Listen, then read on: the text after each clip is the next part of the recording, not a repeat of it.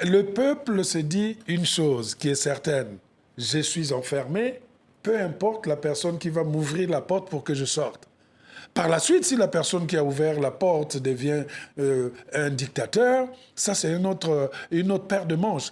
L'histoire du continent a démontré comment parfois les militaires arrivaient puis devenaient plus tard des dictateurs. Mais nous sommes aussi au XXIe siècle. Que ce soit du côté du Burkina Faso, que ce soit du côté du Gabon, on sait que nous regardons. La politique est une histoire de citoyens, est une histoire de critique. Et aujourd'hui, il faut que des populations comme celle du Congo-Brazzaville, du Congo-Brazzaville, du Cameroun, du Gabon, de la Guinée équatoriale, il faut que ces peuples voient un changement et plusieurs présidents. Vers cassé, mémoire de porc-épic, prix Renaudot traduit dans 20 langues, enseignant de littérature francophone à l'Université de Californie. Alain Mabanckou est l'une des grandes voix de la littérature africaine. Bonjour Alain Mabanckou. Bonjour. On va parler de ces secrets d'écriture, de ces lettres à un jeune romancier sénégalais publié aux éditions du Robert. Formidable livre où il y a un dialogue sur ce qu'est écrire. Mais d'abord, je voudrais d'abord parler de l'Afrique, parler de ce qui se passe aujourd'hui. On a vu ces prises de pouvoir, on a vu l'armée prendre le pouvoir en Afrique, le discours du général Oligui Nguema qui s'est adressé donc au pays, ce président de transition donc au Gabon. Comment vous voyez ce qui se passe en ce moment en Afrique? Ce que je ce que je ressens aujourd'hui, c'est une sorte d'éclatement, d'implosion, c'est-à-dire ça éclate de l'intérieur. Au début, au milieu des années 2000, disons 2016 plutôt, on sentait déjà que les régimes africains vivaient sous perfusion.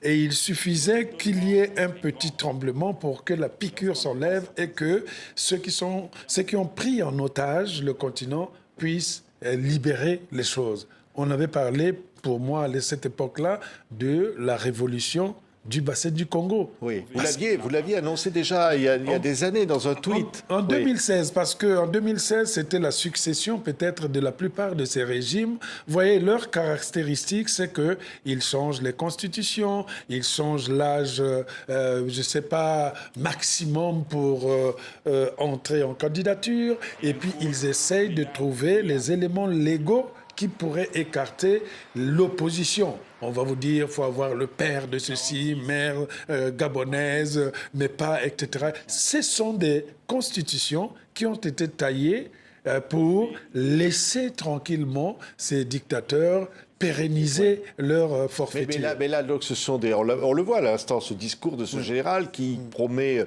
de maintenir la démocratie, d'organiser des élections libres, mais il ne dit pas quand. Mais c'est tout de même un pouvoir militaire, c'est tout de même le renversement du clan Bongo. Mais écoutez, dans une certaine mesure, nous ne sommes pas dans une situation du choix entre la peste et le choléra. Nous sommes dans une situation où s'il faut libérer les peuples par tous les moyens, mais on espère que ce n'est pas des moyens plutôt de confrontation, de guerre, etc., il faut le faire. Oui. Je ne comprends jamais cette maladie qui consiste à penser que rester 20 ans au pouvoir, vous allez proposer quelque chose de neuf. Si en 20 ans, vous n'avez pas construit un hôpital conséquent, si en 20 ans, l'Internet chez vous se coupe à tout moment, mais à quel moment vous allez proposer quelque chose? Donc c'était légitime de renverser Bongo, Ali Bongo. Le peuple se dit une chose qui est certaine. Je suis enfermé, peu importe la personne qui va m'ouvrir la porte pour que je sorte. Par la suite, si la personne qui a ouvert la porte devient un dictateur, ça c'est une autre paire de manches.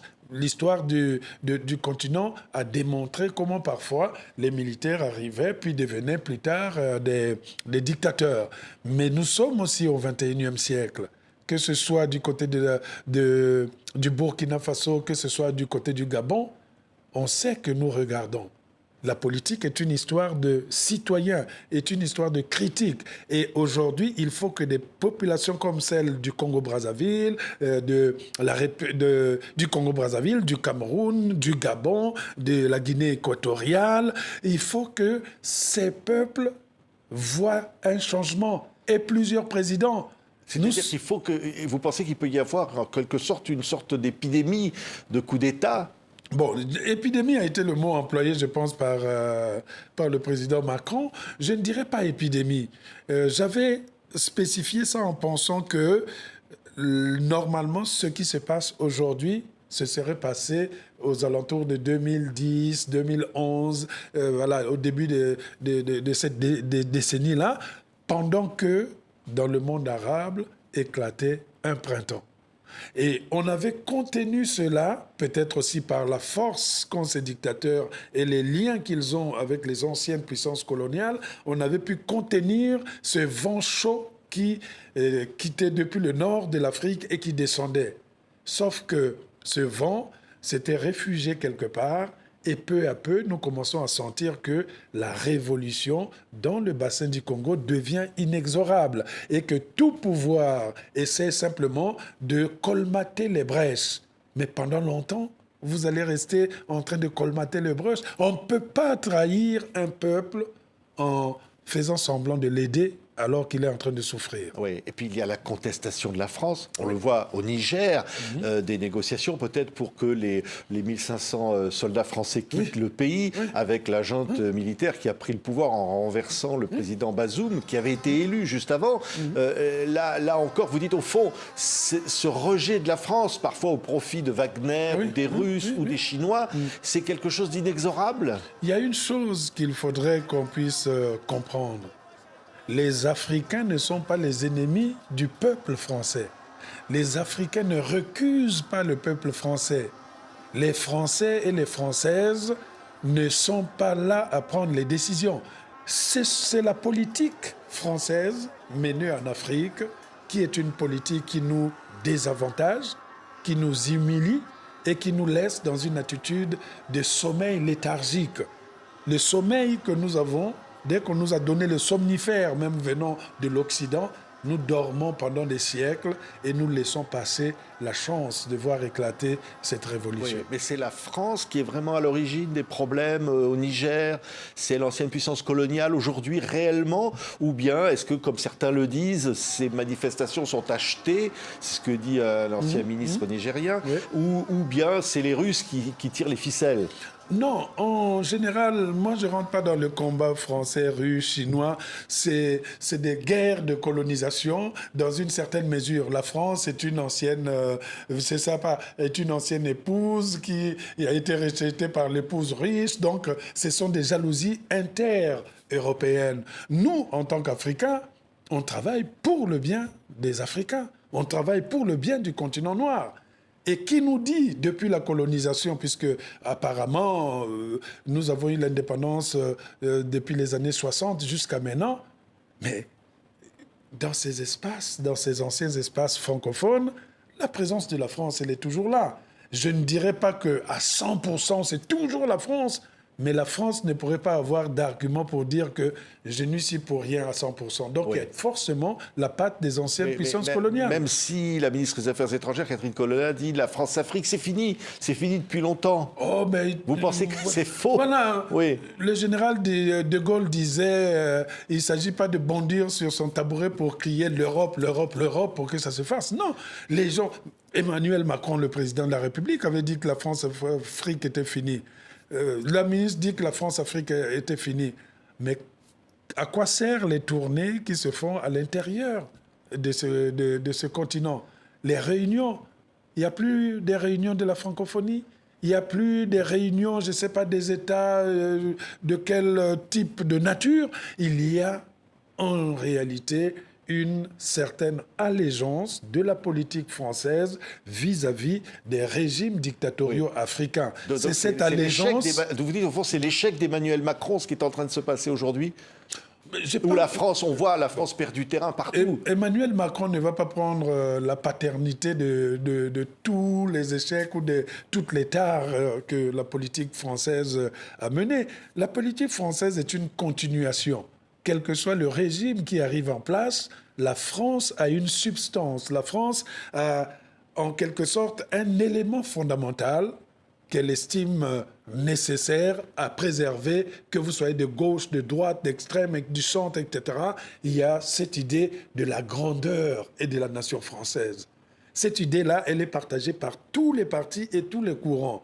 Par conséquent, cette grandeur ne peut s'appliquer que si vous avez derrière vous des assujettis, ceux qui peuvent nous donner cette puissance d'aller bomber les pectoraux dans le monde entier et dire nous sommes forts parce que regardez, notre langue est vaste, notre économie est de l'autre côté, la France a donné tout. Ça, c'est une manière aussi pour les Africains de ne pas voir leur propre développement. Oui, au fond, il y a de l'espoir dans ce qui se passe aujourd'hui.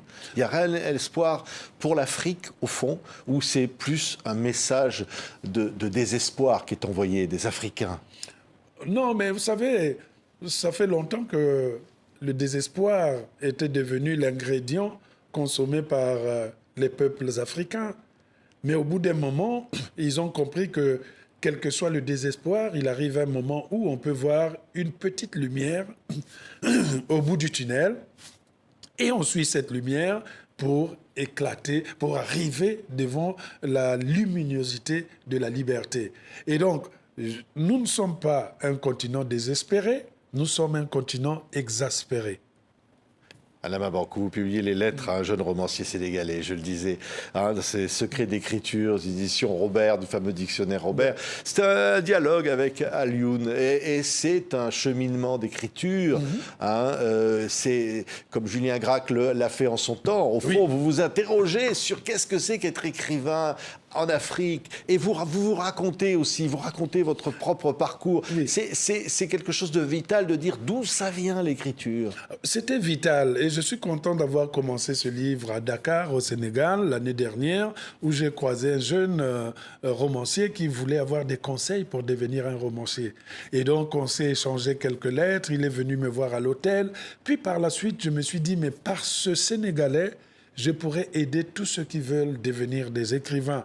Tous ceux qui peut-être ont cette vocation, mais n'ont jamais vu les signes, n'ont jamais vu les éléments qui les conduisent vers cette vocation. Et donc ce livre est à la fois une manière de montrer comment j'avais fait, comment je m'arrange quand je suis devant une page blanche et que je n'arrive pas à avoir des idées, quelle musique j'écoute pour raviver l'inspiration, quel film je regarde pour pousser les choses dans leur création. Bref, c'est une sorte de GPS que je donne aux candidats à l'écriture et aussi à ceux qui aiment la littérature, en mettant ma propre vie à l'intérieur. Oui, vous parlez de Sony Labou Transi et d'autres écrivains. Vous racontez votre propre cheminement et c'est sans dire les mots, les 10 mots qui comptent de la langue française. Et au fond, vous lui donnez des conseils, vous dire où j'écris, comment j'écris, à quel moment la page blanche. Et c'est vrai, le processus de création est essentiel. Ah oui, l'angoisse. Il y a beaucoup de gens qui sont capables d'écrire des textes, mais dès qu'ils s'asseyent devant leur machine ou devant leur cahier, il y a un blocage. Ils attendent toujours de commencer par la phrase qui va rester dans la postérité. Alors que les premières phrases, l'incipit, les premiers mots des romans ne sont parfois pas les premiers qu'on avait trouvés. Oui. Parfois, on a trouvé la première phrase et à la fin, ce chapitre sera celui de la fin.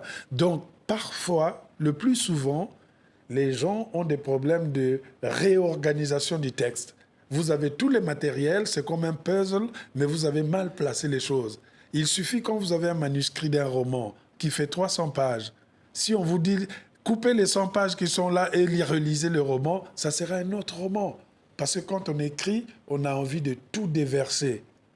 C'est pas ça la cuisine. L'écriture est une gastronomie. On doit savoir choisir les aliments, donner ce qui accroît l'appétit. Donc, il y a plus de correction que des certitudes quand on est écrivain. Oui, vous racontez comment ces mots, ces lettres même de l'alphabet, quand vous êtes enfant, vous vous êtes trouvé devant ces lettres en disant qu'est-ce que je vais en faire.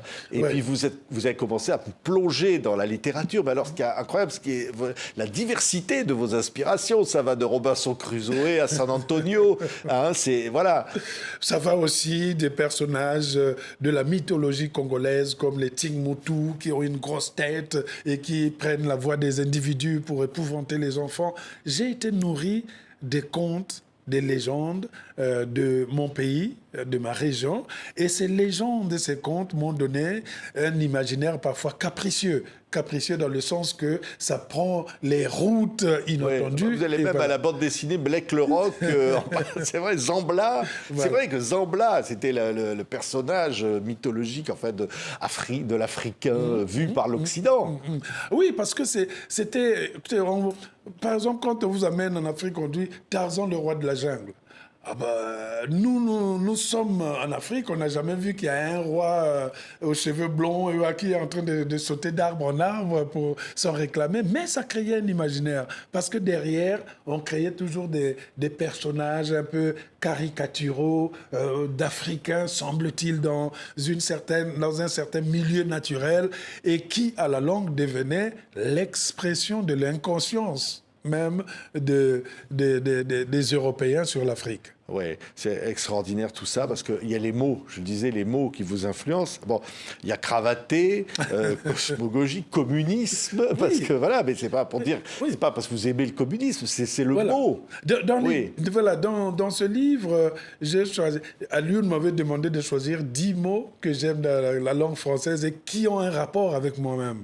Le communisme, c'était nécessaire puisque après les indépendances, les nations africaines avaient embrassé les régimes rouges, communistes, du côté de la Russie, Yougoslavie, etc., etc. Donc nous autres qui étions à l'école primaire, on était considérés comme des pionniers, des enfants de la Révolution, et nous chantions les noms de plusieurs dictateurs, les noms de plusieurs dirigeants autoritaires, parce que nous considérions qu'ils étaient nos frères dans la lutte contre l'Occident.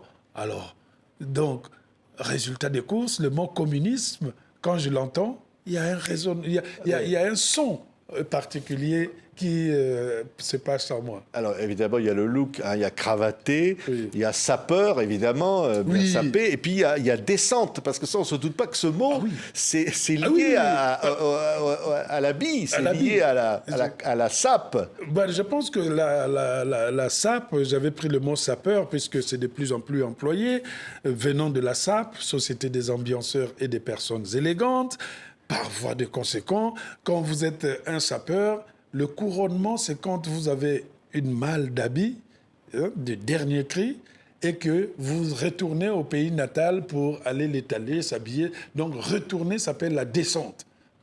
Un Parisien qui fait une descente est un Parisien qui s'est préparé pendant longtemps et qui arrive pour impressionner la jeunesse là-bas par son habillement, par ses manières d'être. C'est un vocabulaire qu'on trouve beaucoup dans la mode congolaise, les stylistes, les sapeurs. Oui. Et puis alors, bon, c'est un livre sur les mots, hein, sur les lettres même de l'alphabet et aussi sur la musique, parce que vous dites dans ces lettres à un jeune romancier sénégalais que vous aviez toujours besoin de la musique pour écrire. Toujours. Vous n'écrivez pas sans musique. Toujours, parce qu'il vous faut avoir des éléments qui peuvent déclencher le regret, la nostalgie, les souvenirs. Mais tout cela se déclenche par des saveurs, par les odeurs, par les parfums, mais aussi par les lectures et surtout la musique. J'ai toujours écrit avec une musique en fond sonore. Et au bout d'un moment, quand je suis dans la transe de l'inspiration, si je n'entends plus la musique, c'est que je suis dans le texte et que la musique est en train de me donner un rythme. Oui, regardez ces images. Tracy, la Cayenne. Et ça, si on montre ces images, très sexy, la Cayenne, voilà. Mais si on montre ces images à la Mabankou, c'est que cet artiste-là, vous la produisez. Oui. Hein, oui. Donc vous aimez ça, vous produisez cette chanteuse. Hein. Ah oui, je pense qu'avec mon ami Michel Bass, on a découvert le talent de Tracy la Cayenne, qui est une Congolaise de la RDC, née et vivant à Londres. Mais elle a la pureté de la voix qui me rappelle les Mbili Abel, qui me rappelle les Tchalamouana. Et puis elle a une présence scénique qui fait que je pense que Tracy la Cayenne va être l'une des voix les plus puissantes féminine de la rumba congolaise. Et en produisant ce titre, on a produit son single qui s'appelle Paradis, que tout le monde peut voir sur YouTube. J'étais émerveillé par son talent. Donc on prépare maintenant son album qu'on sortira en mars prochain. Bravo. Ah, voilà, on n'a pas fini de l'entendre, Tracy Lakayene, et de la regarder. Vous voyez, on va se quitter avec elle, on va regarder la musique pour se dire au revoir. Lettre à un jeune romancier sénégalais aux éditions Le Robert. Vous reviendrez nous voir cette fois pour les éditions Fayard bientôt parce que vous publiez le dictionnaire de notre France noire de A à Z avec d'autres auteurs et vous viendrez me voir Alain Mabankou. Lettre à un jeune romancier sénégalais. Merci beaucoup Alain Mabankou d'avoir été avec nous. Merci.